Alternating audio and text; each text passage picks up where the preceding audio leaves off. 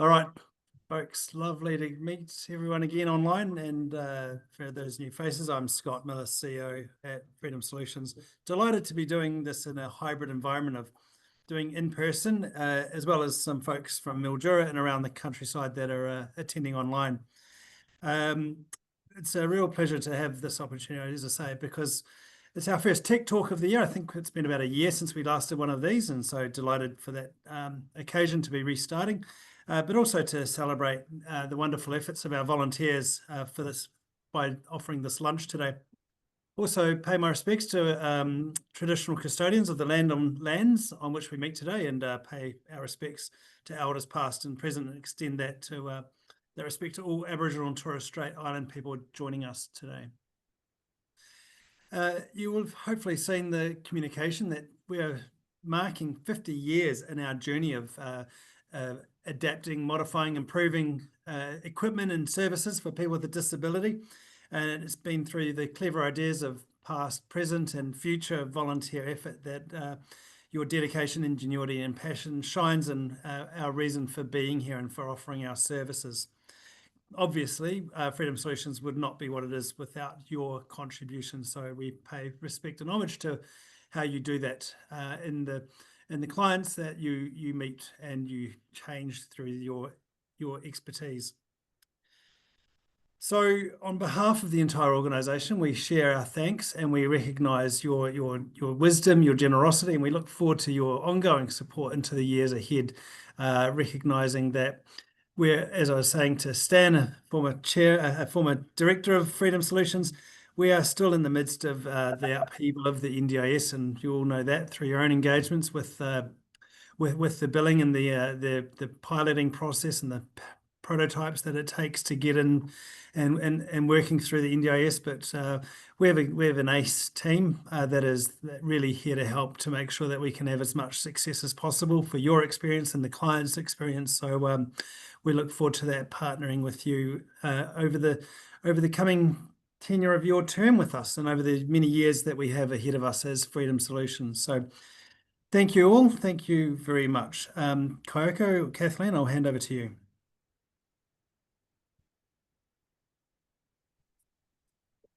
Thank you, Scott. I'm Kathleen, for those who haven't met me yet. I'm heading up the operations here in the New South Wales office. And today I have Rod Savage with me, one of our wonderful volunteers. As Scott said in the introduction, we could not do without any of you. And thank you for your service over the various years you may have. Rod has been with us since August 2018, and yeah, please welcome Rod along to do a TED Talk today. Rod, actually, how did you come to volunteer? Kath, I have been in the medical electronics business all my career, and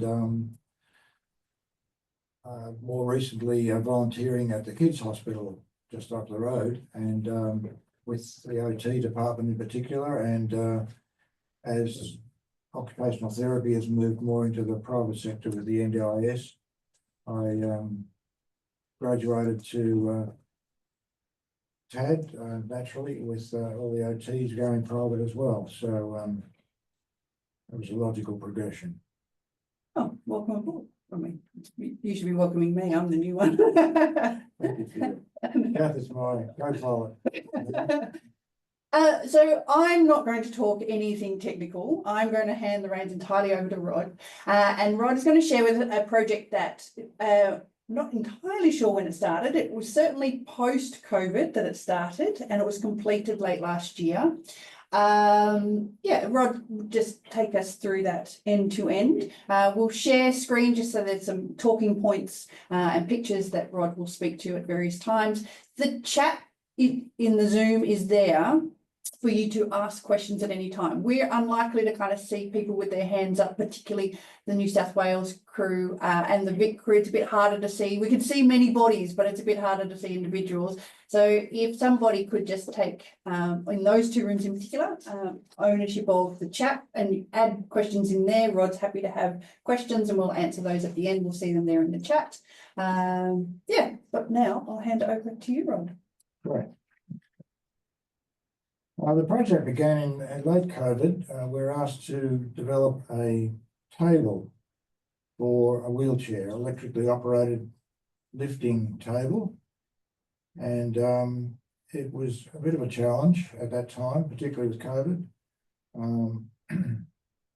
Our client was a 16-year-old student doing his HSC at the time with MND, so he's very weak, unable to feed himself very well or even scratch his head. So the table lifted his arms up to a point where he could actually feed himself and scratch his head and whatever. And he's a particularly intelligent guy who used his laptop all the time, and he's quite gregarious as well. So he'd like to get out and about all the time.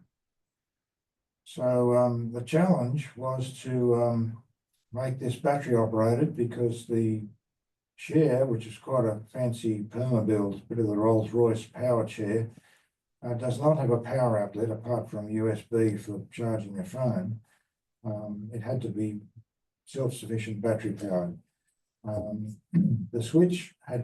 controls had to be soft touch because he was very weak. Waterproof. In fact, we had a lot of trouble with coffee and food getting into the prototype. Rechargeable, of course, from any USB source, including the chair. Easily and quickly removable from the chair for emergency situations, and of course he couldn't get out of the chair until it was removed. It had to lift at least 5 kilos, including his arms, because the table extended back to become his arm rests, and reasonable sort of speed with a travel of about 25 centimetres. The only points to attach this, like most chairs, are there's some multi-purpose rails either side of the base of the chair, either with various threads and sliding rails. And of course, another big challenge is to meet all the IHS considerations with safety and fire and so on. So there's a picture of the first prototype, well, more than a prototype, that was the working model for the first few years. Began in August 21, as you can see, and installed in December 21. And it used a little scissor lift thing, which was off the shelf, bought that on eBay. As you can imagine, it was a little bit wobbly, and as time went by, it became more wobbly as it wore out. It had a screw there, which we had to install, motorized screw through the middle there. It's not exactly obvious, but so it squeezed the scissor lift in the middle. Batteries were contained over here in this little box. The frame, of course, was made out of our standard stainless tube, and it attached with these legs either side of the base of the chair. So that's in the uppermost position, and so it dropped. The table drops right down to this level here. It's still working today, but it's really just his home unit. He did take it overseas. Well, sorry, he took it on a plane without my knowledge, and with lithium batteries, I was a bit horrified, but he didn't tell anybody. But then late last year, he wanted to take it overseas. So I said to him, look, we've got to replace those batteries. So I put nickel cadmiums in it for him. Lithium, as you know, are not allowed on planes, and not least not in the cargo hold. And At that time, he asked for a second unit because he was going to university all the time, starting last year. So we decided to come up with a new, more robust design that had to move faster, quieter. And this time we used lithium batteries, but a safer type.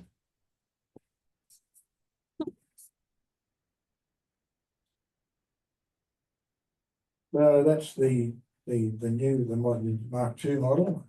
Began early last year, sorry, May last year, and quite different design, but ultimately achieved the same result using the same frame, stainless steel, slid into these sockets here down the side of the seat. This time we used draw slides basically to guide the table up and down, and a linear actuator, which is basically like a hydraulic ram with an electric motor in it at the side there to drive it up and down. Front view of that, there's our linear actuator, and the grey is the frame, the table of course, and you can just see the green draw slides there, one either side. One weakness of this design is it's obviously could be quite wobbly, with the two slides being quite independent and only lifting it on one side. So I had to come up with some way of bracing it to keep it from going up, from lifting equally on both sides. So this is a simplified view showing how the thing is braced. This is just a diagrammatic thing. The cables basically equalize it by, or brace it by, going from corner to corner of the slides themselves.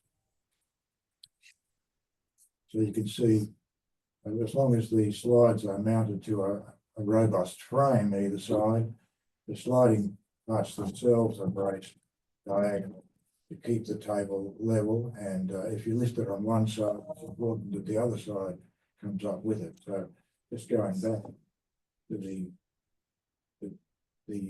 cables go through a couple of pulleys either side. I've only shown one cable there, but obviously there's another cable on this side which goes from this point here up across the other side and the other side of the table there. And that the cables are all almost invisible, or at least out of sight, inside a box across here. You'll see in a minute.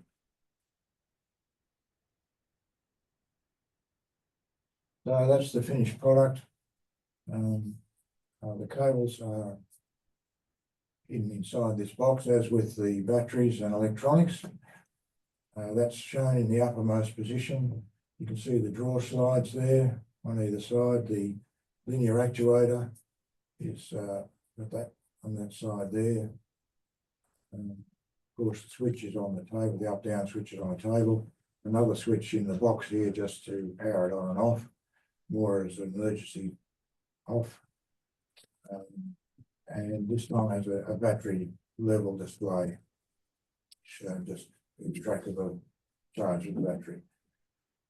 So the main components of the frame is exactly the same as the Mark I.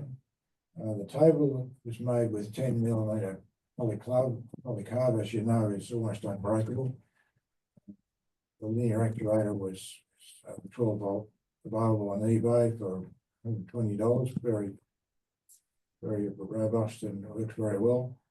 In fact, I called him up a week ago when I was asked to do this talk because I hadn't heard from him for months, and I thought, I hope it's still working. Because he calls me up whenever there's a problem, because I used to get to do a bit of maintenance on the first model fairly regularly, but this one hasn't needed any, luckily. The slides are pretty standard stainless jobs, and the batteries I'll talk a bit more about later. I had to convince a couple of our volunteers that there were indeed safe lithium batteries available. So that's the table, the Mark II table on the chair itself. You can see it's mounted this Seagull blocks screwed to either side of the seat. Seagull is much like Teflon. It slips very nicely. So the frame slides in and out of those blocks.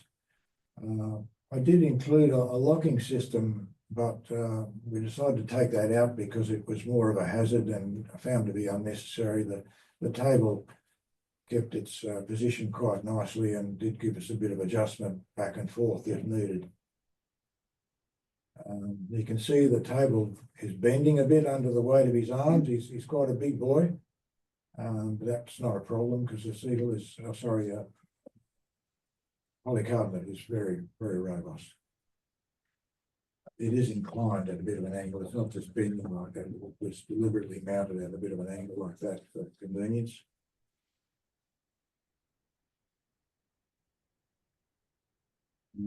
We include the battery level display. Pretty handy little device you can buy on eBay for about $7 these days. You just tell it what type of cells you've got and how many, and it tells you straight away what the level is with no programming or anything. A little feature I had to include is an overload switch or a limit which switches the whole thing off if it's overloaded or too much weight's put on it. He has been spotted in shopping centres, or he was spotted with a friend sitting on the table, sitting around the shops. And on another occasion, his father told me that all his mates were sitting on it, trying to see if it would lift his friends. Needless to say, we had to put some limits in there. So it switches itself off for a minute or so, and if it is overloaded, and the lead just tells them that it's in intermission. There's no big bells and alarms. It just shuts down at that point. It does. Yeah. Okay. And it comes back on automatically. For those interested, there's a block diagram of electronics, not particularly complicated. We had to step up from a 5-volt USB charger to get 12 volts to charge the battery. And of course, you have to very carefully limit the charger to don't overheat the battery. And there's our battery level display. The overload limit is there, and the actuator, of course, at the end of the chain. Now, batteries, you're probably not aware, but there's a much better quality battery available than what's commonly used in electric scooters and push bikes and so on. It's called a lithium iron phosphate. They're used in almost all electric cars now because they're much safer. They're very hard to overheat. They're very stable, and they have much longer life. The downside is their capacity for a given volume is less, but they do last much longer, and of course they're more expensive. Sounds good. We have, do you want to show the video? Yes, just a couple of other pictures and videos to show. Pictures and then the video? Yeah. Yeah.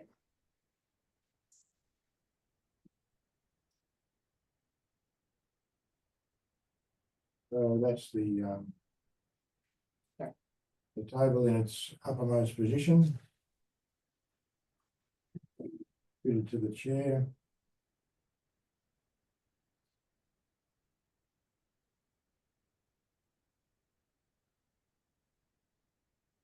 Another view, I'll just point out the linear actuator on that side there. It's quite slim. That's the motor of the actuator itself, and the ram, if you like, that's right beside it. You see the acetyl blocks on that side. I've since taken off the locking mechanism. And should we have a look at the video? Yeah.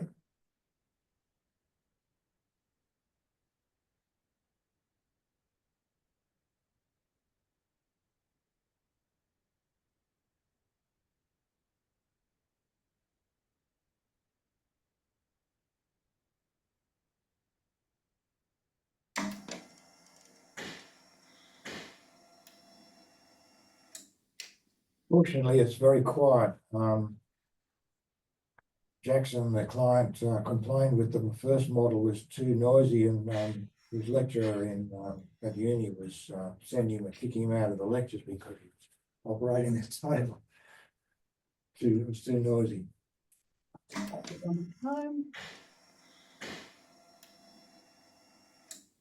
hear a thing. It must be. I had the sound on. The sound is on. It does make some noise. It does make a little bit of noise, but it didn't come through the video. That's all right. So does anyone have any questions there?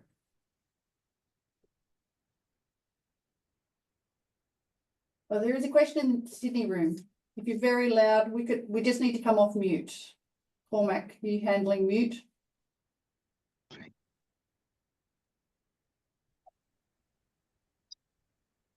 Yeah, can you hear us?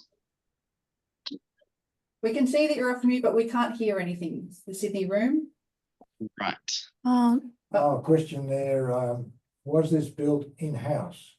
No, I've got a pretty good workshop at home, and it was pretty much done. I subcontracted the welding and the metalwork, but otherwise it was pretty much done at my home, and with a bit of help. I should have mentioned, by the way, there's two other guys involved in this. George Tillett and Terry Vickers gave me quite a bit of assistance and advice along the way.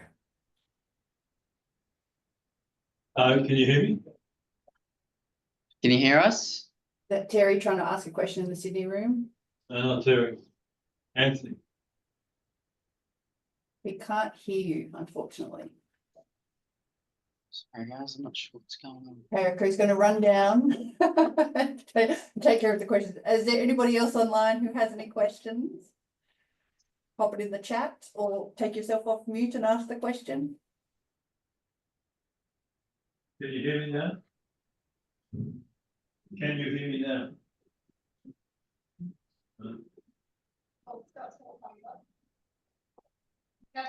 Good, I think.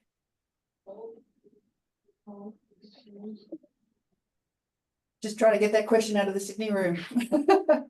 We can hear them in Coburg.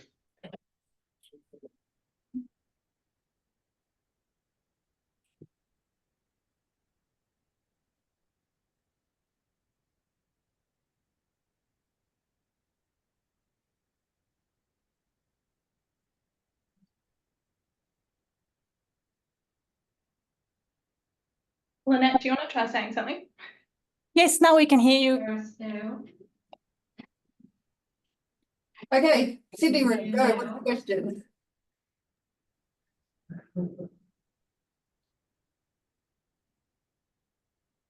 Yeah. Do you know which one it is? We can hear you now, Sydney. It's no.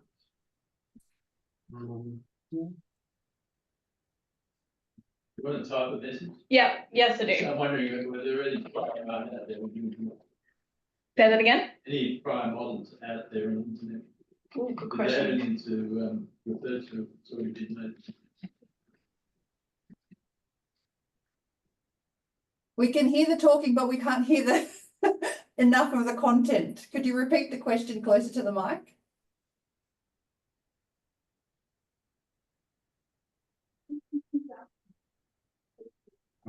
It's not connected here anymore. Can you come in? Somebody's asking if there's any. The sound's not. If there's any. We can't hear anymore. No. Can you? Hear us and Can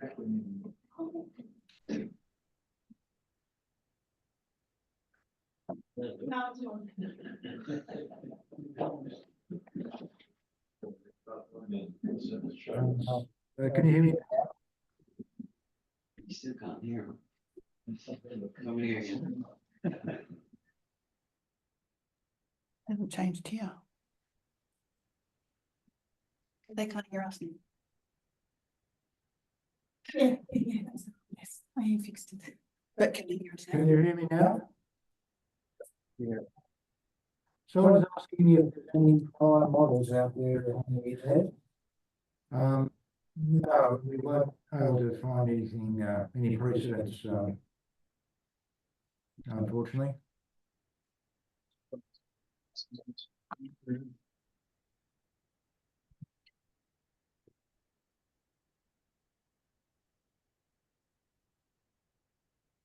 Can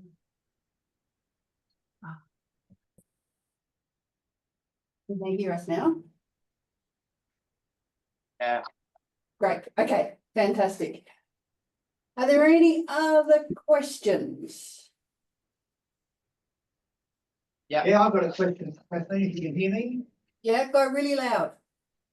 I think loudly did you say? Yes. Okay, my question is, has all the details of your work been recorded? So that someone, a volunteer, a couple of years from now, can build another table similar to the one you've built, and without having to reinvent the whole thing. Yeah, good question.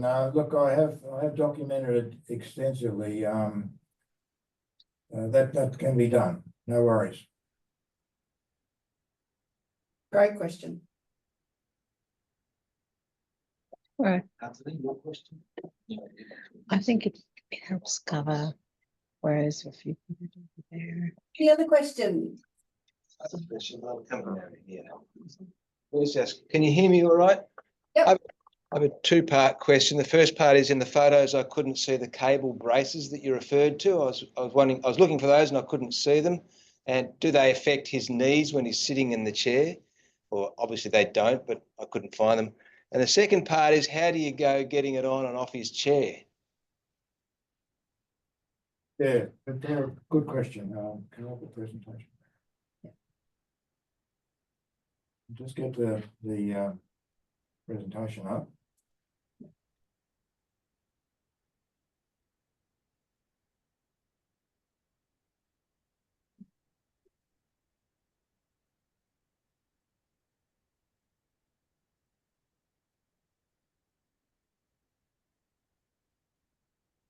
So this diagram shows how it actually works.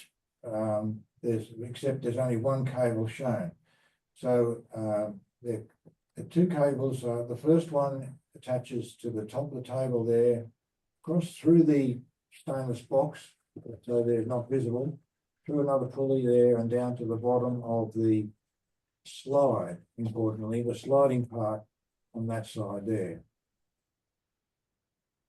The other cable, of course, is the exact mirror of that to the bottom of this slide, across the other side, around another separate pulley, but in line with these, around that pulley and to the table on that side. So the effect, although this is just a diagram to show the effect, is to cross brace the whole thing. And I've shown it in the uppermost position, just that if you can imagine those, that cross bracing moves up and down with the whole structure. I know it's a bit hard to imagine, but remember that the sliding parts of the slides move with the table, and as do the cables. So going back to the previous picture, I've put the cables through the box in the middle, but their effect does not change.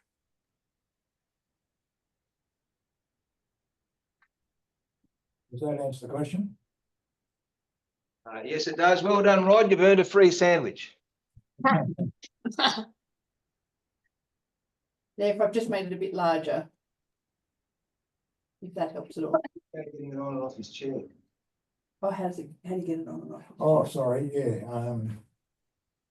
Let's go. Use those for- Line search.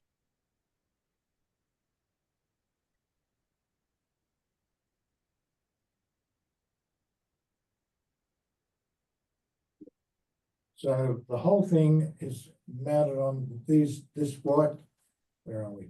The white part here is the acetal blocks. They're black in actual fact.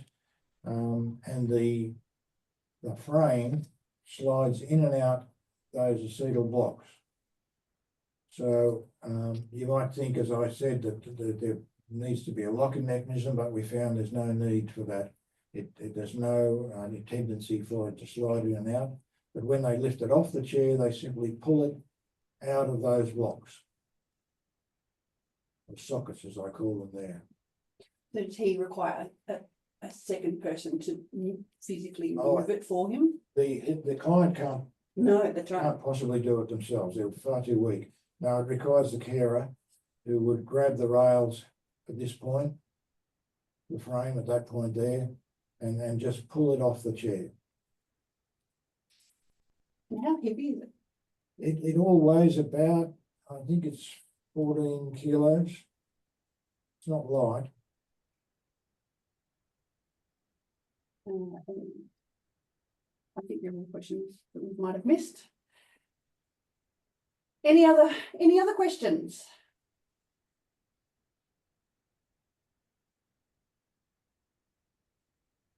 Well, thank you very much, Rod. Thank you for the project. Thank you for helping our client. I'm glad that we haven't heard from him lately and you had to ring him. It means that it's going well. That's fantastic. Let's hope it continues to go well. We'll look forward to saving those designs on the system so that in years from now, if somebody sees him and says, I want one of those, he can say where to come and we'll be able to replicate it. Fantastic. We'll come to you first, of course, and George and Terry. But any other volunteers who might be interested, we could look at picking that up again and using it for somebody else. Thank you all for your attention today. Thank you very much. Before I let you all go and have some lunch, you're all clapping and cheering, that's fine. I just want to have a quick announcement. Being, as Scott mentioned in the introduction, our 50 years, we are having a gala celebration in November. And a gala dinner celebration in November, I should say. And with that, the team have created some volunteer awards specifically to be announced that night at the dinner. The award categories are Solutions with Heart Award. So we are recognising dedication to our clients and community. Clever Ideas Award, celebrating innovative solutions, which I appreciate they all are, but we will have a look at across the year. But when I say we, I hope I'm not on the selection panel. I'll give you all an award. The Rising Star Award, so a new volunteer whose enthusiasm and early contributions have made a real impact. Community Spirit Award, acknowledging those who foster inclusion, positivity and connection within the volunteer community. And a Legacy Award, where we will look at a prestigious one-off recognition of a lifetime contribution over the generations that we have had, so generations of change. These nominations will open soon. We do have an annual volunteer award system, as you know, and we tend to go out later in the year and say, please get your nominations in. What we're going to do this year is have you thinking throughout the year, and the nomination process will come out shortly, as I say, but start thinking about it. Please have a chat amongst your colleagues and get nominating, and we'll collect them throughout the year, collect them and announce the winners at the dinner. The dinner will be held here in Sydney. We are holding it on the Wednesday, the 19th of November. So put that date in your diary. If you are in Sydney or can be in Sydney, there'll be more details about the dinner to come in newsletters and on social media and various channels. So if you're not hearing about it, please ask staff members that you're in touch with. And I think for now, I will say thank you for joining us for the first Tech Talk of 2025. Please go and enjoy some lunch, and we'll see you all again soon.